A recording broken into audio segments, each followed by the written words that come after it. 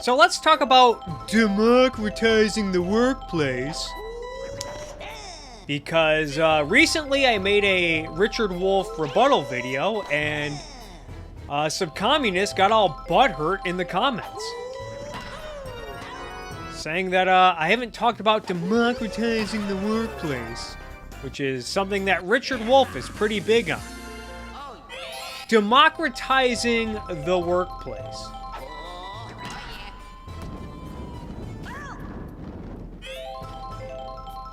Now, Richard Wolff, he sells this, he's pretty clever with the way he tries to sell this. This idea of democratizing the workplace. He says, we vote on politicians, we vote on congresspeople and mayors and governors and senators and presidents. But why don't we have a vote in the workplace? After all, that's where you spend most of your time. That's where people spend most of their days, at work, which, yeah, that's true. If you work 8 to 10 hours a day, yeah, you're spending most of your day in the workplace. So why don't we have a vote over what goes on in the workplace? And it sounds pretty convincing to someone who doesn't really think in principles. It's pretty sellable when you just ignore individual rights and property rights.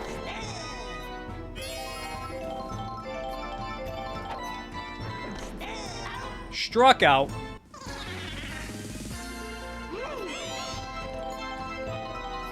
So let me get this straight. If you open a business,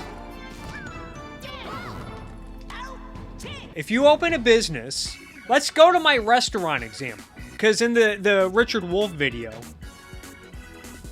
that I responded to, he was talking about how capitalism is theft, using a chair factory as an example to illustrate his point, and I said, let's use a restaurant.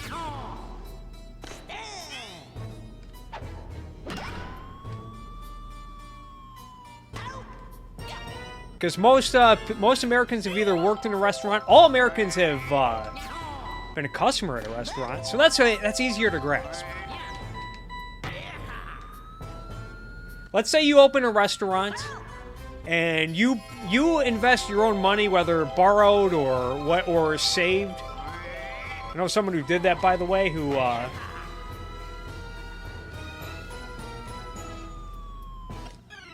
darn.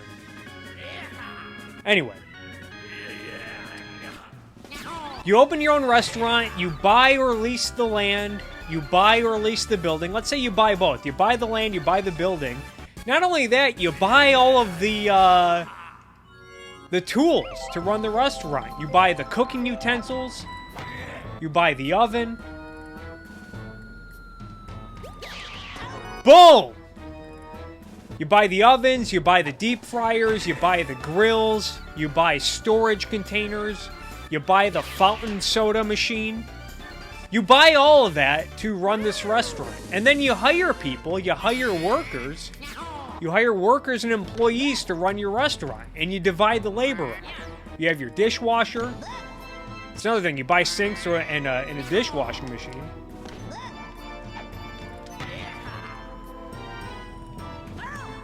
You hire a dishwasher. You hire a cashier.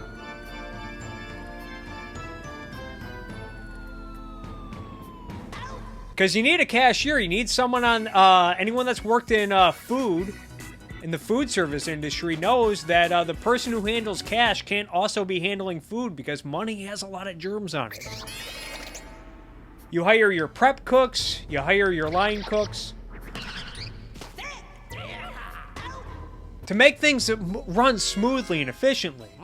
So it's not like one person is making the food and then handling the cash and then also washing all the dishes after it's all said and done. No, you divide that up. And you hire people to do these different tasks. Let's say at $15 an hour. The living wage that they say they care so much about.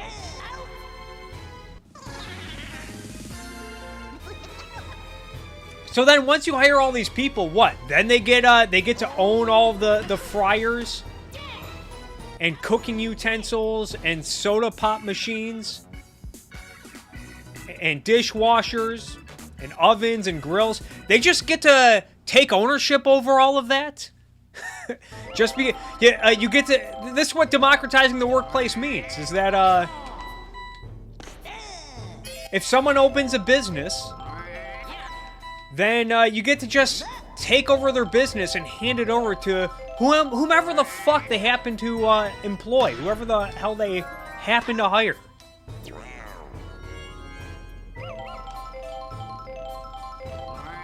So yeah, if you get hired at a restaurant,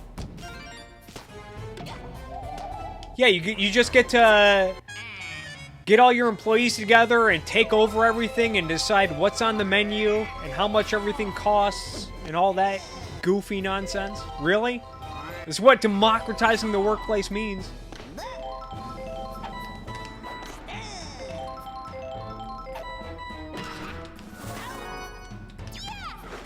Darn. Threw it to the wrong base. Democratizing the workplace. Just a fancy way of saying theft.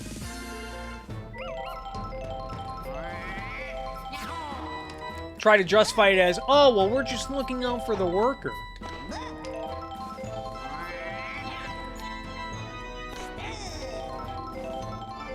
I mean, that's even,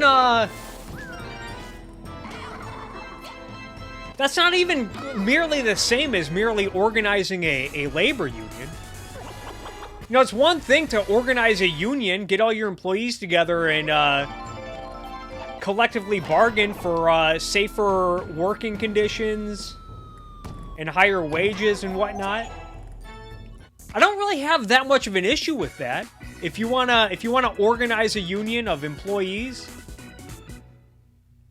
to and say, hey, look, you know, profits have been going up and up and up over the last 5 years. Can we get away? Can we all get a raise? Can we all get a piece of that that growth of those fat profits you've been turning? Hey, we've had a lot of workplace injuries over the last couple years. Think we can get some safer standards? Boom. I don't have much of an issue with that, but that's not nearly the same as taking over all of the means of production. You know, or let's actually apply this to baseball, Major League Baseball, where you know, professional sports is actually an area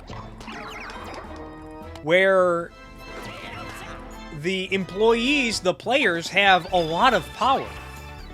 They get paid millions of dollars.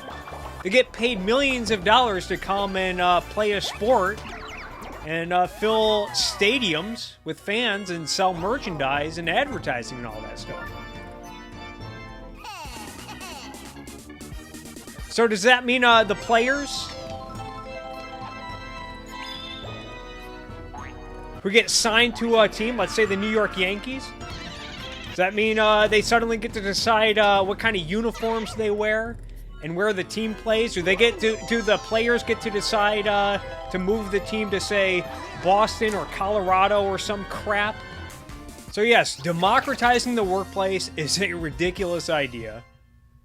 And just because you put democracy in front of a word doesn't make it a good idea. Just because you add democracy to something doesn't mean it's good. Democracy just means mob rule. And things like rights and property and money, your right to live your life, you shouldn't need permission by society to do that.